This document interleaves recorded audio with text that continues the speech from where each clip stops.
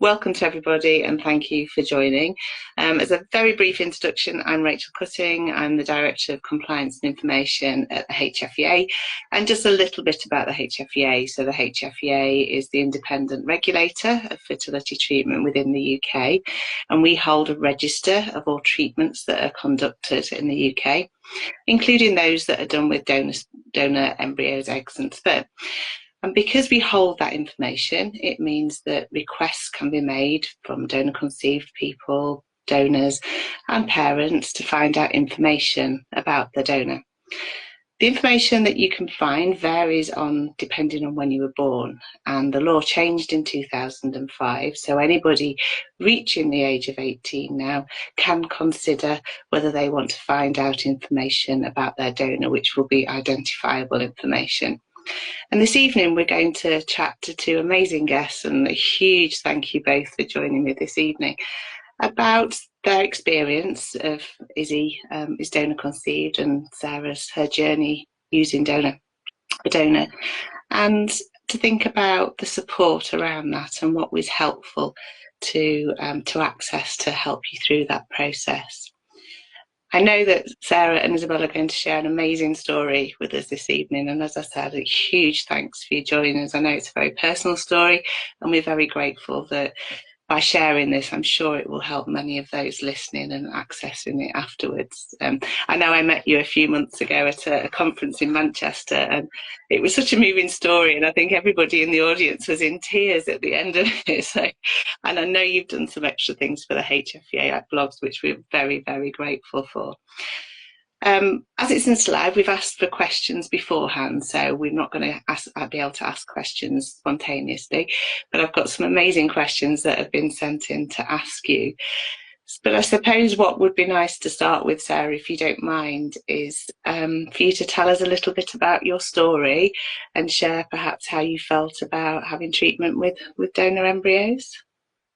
Okay, hello everybody, and thank you for asking me to join you this evening. My journey began an awful long time ago in the mid to late 1980s, and my partner and I went through pretty much every treatment. He was diagnosed with male infertility, so we knew from the get-go that we would be using donor sperm. We didn't, perhaps because we were so young, but we didn't overthink that. We completely had a peace. After a lot of soul searching, we reached a point where we were fully accepting of how we were going to have our family. So that was followed by lots and lots of treatment over the next almost a decade, or probably slightly less than that. And I was diagnosed with unexplained infertility. There was ectopics, there were miscarriages, there were all sorts. And we were then presented with the option of having a donor embryo.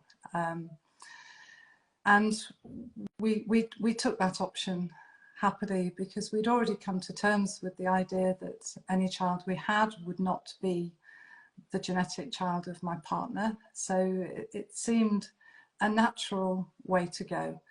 So we were lucky in 1991 to have my son Tom, who was born from a double donation of a donated egg and donated sperm. This was followed, after a little bit of wrangling and further treatment, in 1997 of the birth of Isabel, who was a donated embryo from a couple's leftover batch who had had successful treatment. Oh, that's amazing, thank you. And I suppose at the time, we know now that counselling plays an important part of anybody considering donation, but I don't think you were offered it at the time, were you? And I know now you've gone on to be a fertility counsellor for BICA, which is the British Infertility Counselling Association. I know you're registered with them. So I just thought, you know, do you think it would have been helpful when you were considering treatment, whether it would have been useful to talk to a counsellor at that point? I think it would. And I think the huge value of BICA is that if I'd had access to, if Beaker had been around at the time, it would have been huge, because with a fertility counsellor, you don't have to explain your treatments. There's the Beaker counsellors have a thorough understanding of the complexity of all the treatment. Yes, it was a very lonely place back in the late 80s, having to navigate this treatment very much alone. It would have been hugely helpful.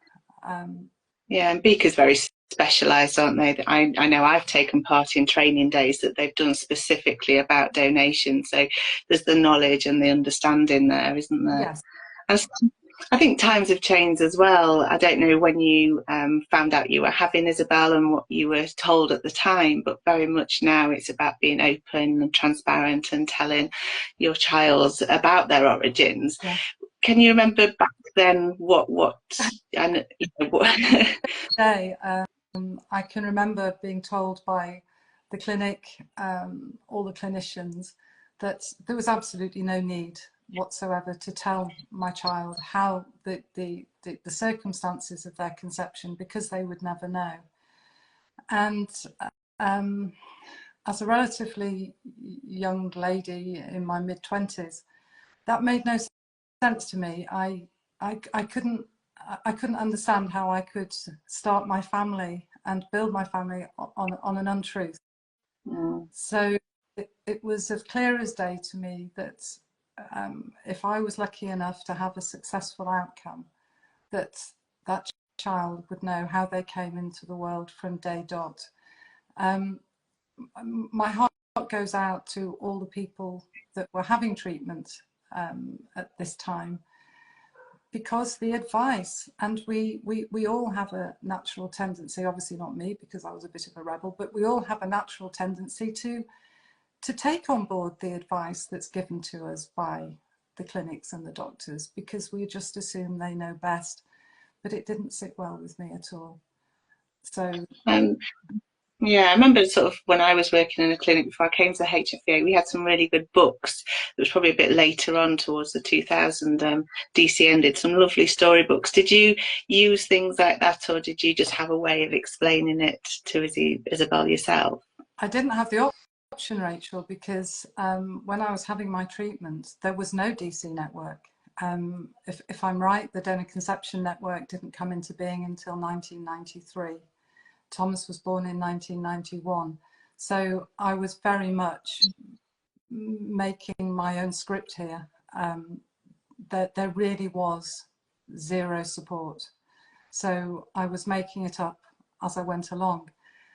But I just held, I held firm to my two beliefs that you love hard. You come to terms with how you're having your children before you have the treatment. You love them hard with all your heart. You tell them the truth every which way. And then life gets messy. Life gets in the way. You know, stuff happens. But as a parent, all we can do is be totally open and love our children. Oh, that's wonderful. You know, you obviously made some very brave decisions back then, which has made a world of difference, I presume, to how you are together and how Isabel feels. So just sort of asking you a question, Isabel, can you sort of remember when you were first told, or does it always been there that you just remember a story evolving? Yeah, so not very helpful there, but I don't remember when I was first told that I was donor conceived. And I actually think that's a wonderful way to be, that there was never, I don't ever remember a time before I knew I was donor conceived.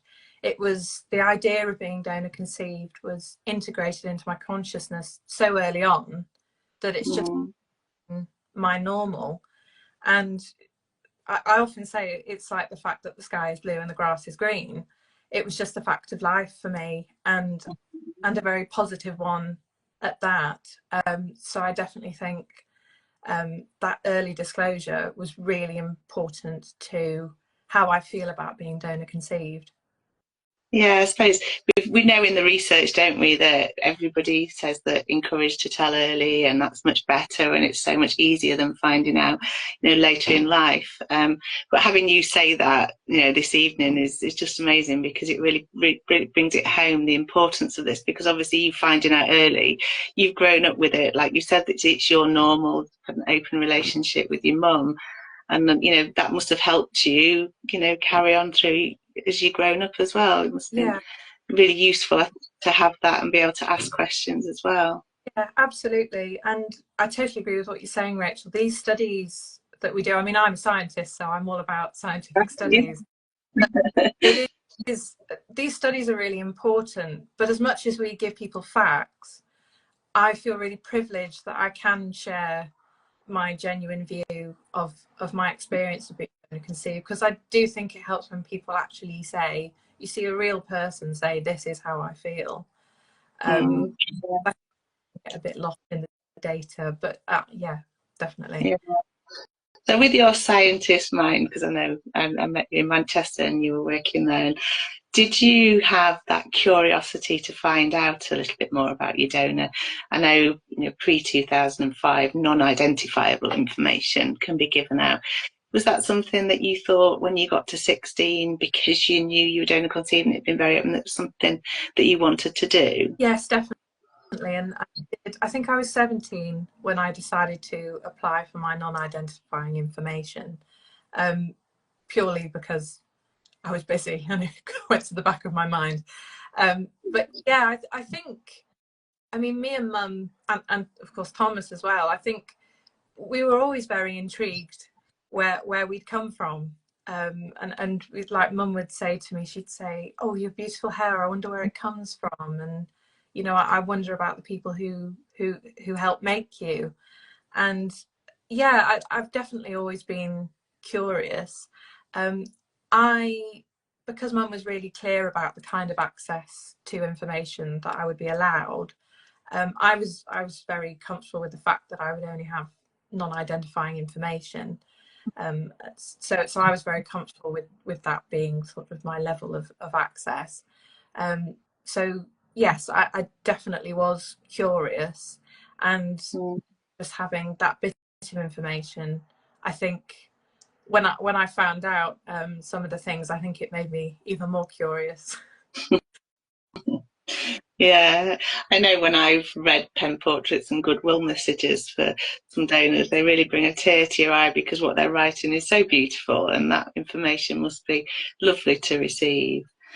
I know part of your journey that when you were deciding, you had some specialist counselling, and Sarah, please, butt in and say, your bit about counselling, you're the expert and you're the fertility counsellor. But I think counselling, it's important in the circumstances where someone might be considering getting information about their donor, whether that's non-identifiable or going on to get identifiable information. It's not just there if you've got a problem, it's there to help you think through the implications. So, how would my mum feel if I went and got some information about my donor, or if I get identifiable donor and I can't contact that donor, how would that make me feel? So I think having that support can be helpful to think things through. I don't know if you agree with that, Sarah. Yes, totally. I think counselling as an umbrella term, it's that safe space that we think we have people we can talk to, but it's not until you sit in front of a counsellor that you realise just how safe that is, how non-judgmental it is. I think with counselling, I would say that the implications counselling in the fertility world is vital. From personal perspective, I very much regret that implications counselling wasn't available to myself and my partner, because I didn't realise or understand at the time that he wasn't quite on the same page. And implications counselling, I believe, would have noticed that and given him the support that he needed.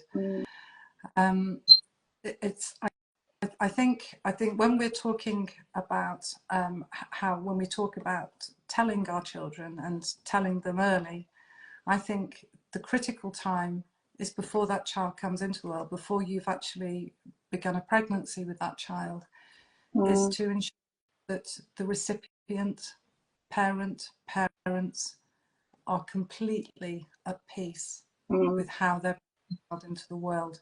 And from my experience, it flows from that point. Yeah.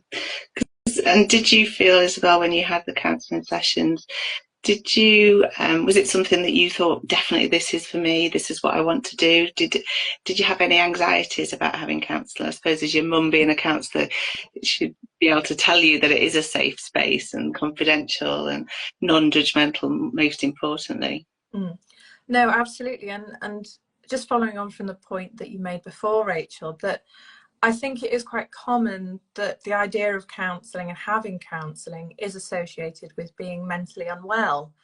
And I think that's really unfair. I think counselling can benefit so many people, and you don't have to be really, really struggling with something to have counselling. I mean, for a lot of people, it can be a way to maintain mental wellness. So I think it's really important that you don't have to be absolutely desperate to have counselling. And it can still help if you're in a relatively good place, but you have things that you feel you need to discuss. I mean, from my personal experience, so obviously my mum is a counsellor, but I would just like to say that my mum she wasn't a fully trained counsellor until I was 20. So even though that was when she became a counsellor, all through my childhood and teenage years, I was very lucky to have a relationship with my mum where I had that safe space and it was non-judgmental, and I could genuinely talk to her about all of my thoughts and feelings, in terms of, in this specific example, being donor conceived. And we've always talked through those sort of things. I mean, even before all these genetic testing and all that, the idea that people who had previously anonymous donors could now potentially find their donors. Before all of that, we discussed, you know, if ever you got to meet your donor, what do you think, and things like that. So we had discussed that quite a lot, and I was really lucky to have that. And for me, the counselling particularly helped, because the counsellor that I was lucky enough to have was also a very experienced intermediary, helping donor conceived people, facilitating contact between donor conceived people and their donors. So it was really good to have those sessions to explore everything, but build a good rapport with her, so we were very comfortable and she understood my intentions, my wants, my desires, in terms of when I was then able to contact my donor. So I found it really helpful, but the counselling was great, the support was great. I have to honestly say that I didn't particularly need the counselling, but my experience was very positive and she was absolutely fantastic. But I think it's really important, and I think counselling is fantastic for those donor conceived people that for whatever reason don't have anyone, and that might be a friend, a family member, or their parents, that they can go to in that way that I was very lucky enough to have that opportunity to do with my mum. So I think Sounds like, yeah. Sounds like it really helped you explore some feelings and expectations, and you know what it obviously was a very useful space for you. I mean, there are other types of support as well. As I mean, there's some fantastic UK charities.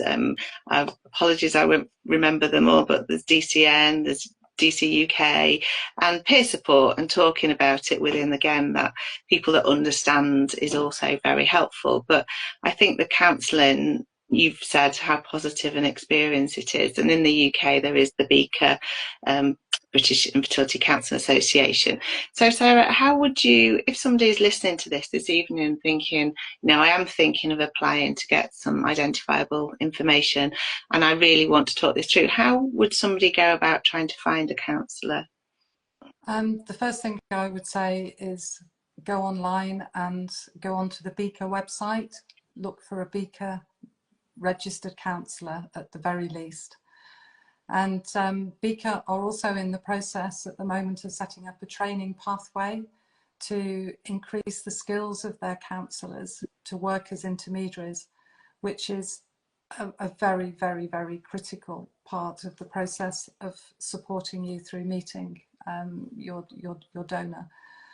I would simply say Beaker. I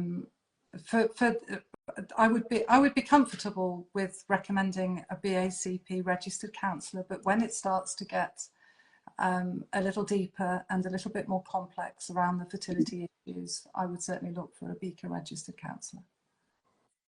And the intermediary service, so that that part of that, the counselling that you had, Isabel, was that to help you contact the donor and maybe put a letter together? How did that work?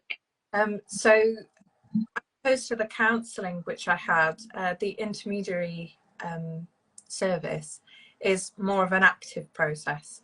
So in counselling, counsellors don't give you advice, they help you work through your own issues.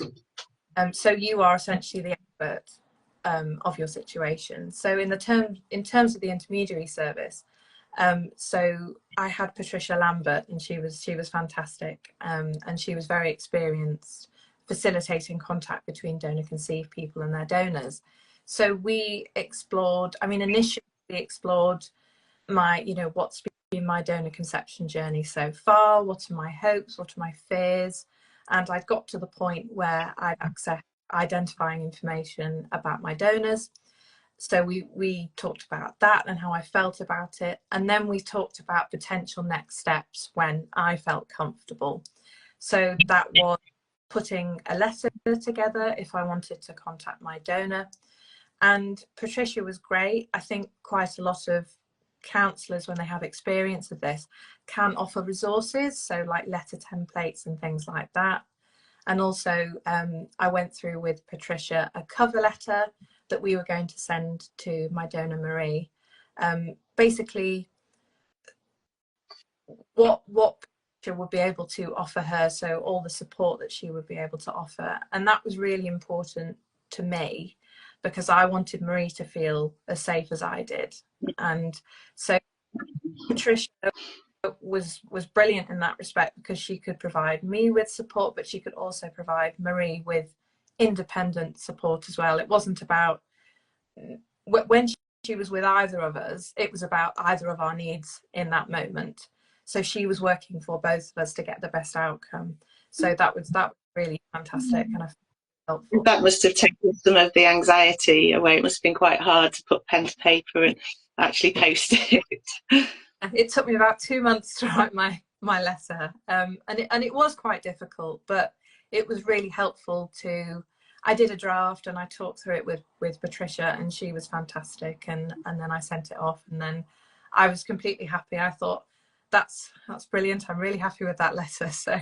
And how did you feel when your donor Marie contacted you? Oh, it was wonderful. Patricia, as soon as she'd heard from Marie, she let me know. She said, "I've heard from Marie. Would you like me to share the message that she sent?" And she sent the message, and her first message was just, "This is absolutely amazing. Of course, Isabel can contact me. That's brilliant." And then we kind of went from there.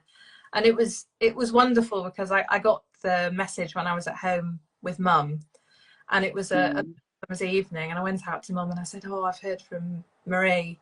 And we sat and we read it together, and it was so lovely. It really was lovely. And because I had very low expectations of my donor getting in contact, I wasn't expecting anything. And I've talked about before that I wrote my letter from the point of view that this may very well be the only contact that I ever have with her. So I was happy that if I sent that letter and she never got back to me, then I would think, well, I'm really glad that I did that. So it was just a wonderful surprise when she got in contact and said that she was really happy. And I think that made me feel better, because I was a bit worried that, she might, it might have been a bit of a shock for her and she might have not felt comfortable. So it was just wonderful. It really was.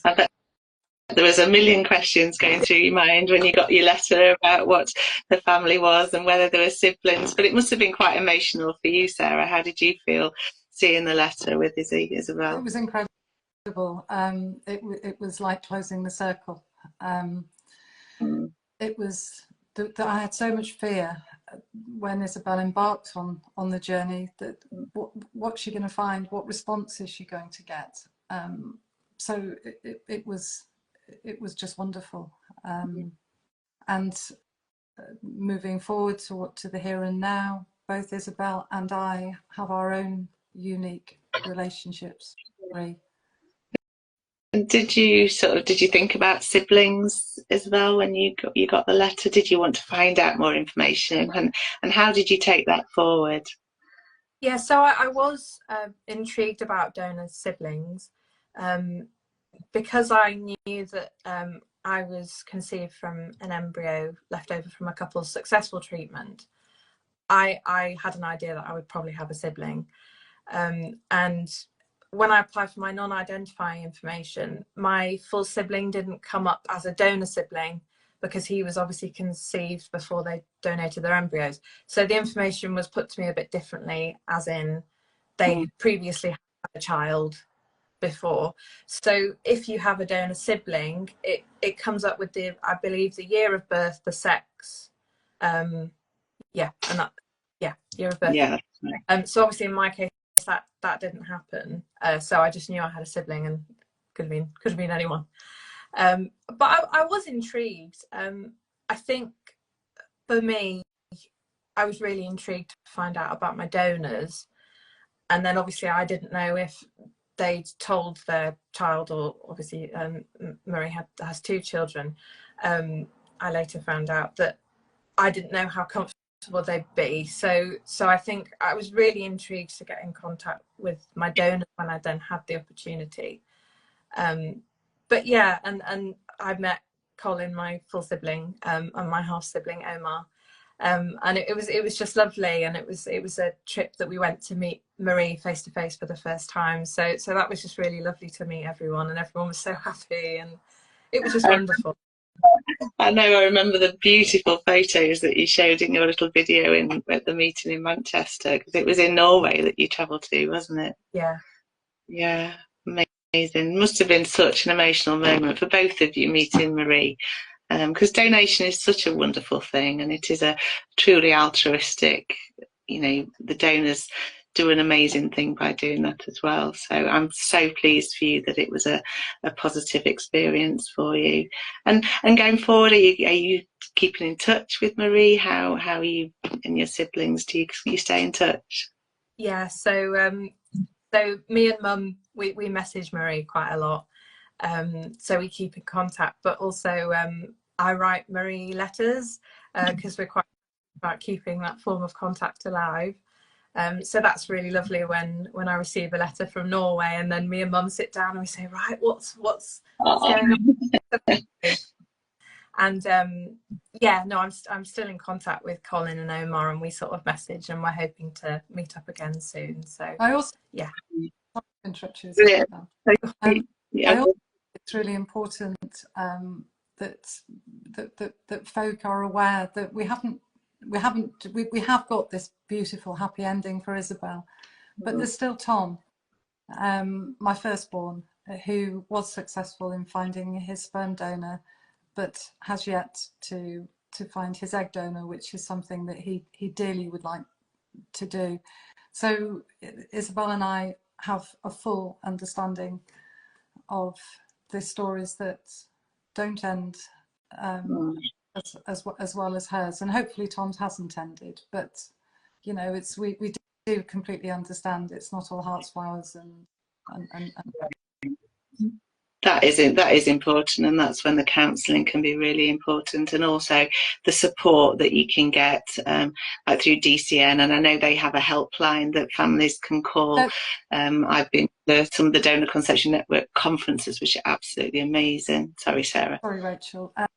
There's also the Paths to Parent Hub support form, which I am very impressed with. for their understanding and their connections, and the forums they hold are very helpful. Yeah. It's important to talk, isn't it? Because everybody's, like you said, it's wonderful to hear your story, but everybody's experiences will be different. And if anybody's listening tonight or listening again, then please do look at the HFEA website. We've got information on there about where to find resources, and hopefully you can get the help and support you need to make these decisions going forward. Is there anything else you'd like to share with us? You've been amazing. Thank you so much, both of you, for joining us this evening. I think the message is wonderful story, the support and counselling was useful, and what an amazing relationship that you've both got. Well, I'd just like to say to everyone out there who is perhaps considering donor treatment, don't be afraid. If it feels right and you've got a peace with that, and you're always honest, it will be okay. Oh, thank you so much. I'm very grateful for you being here, sharing your story, being open and honest. Like I said, it will help lots of people. During the conversation, there were lots of hearts floating up the screen for people obviously really enjoying what you're saying and finding it helpful. So thank you very much. And I'm sure we're going to post this online as well onto the Instagram account. So thank you for joining us this evening, everybody. Thank you. Bye. Bye-bye. Bye. Thank you.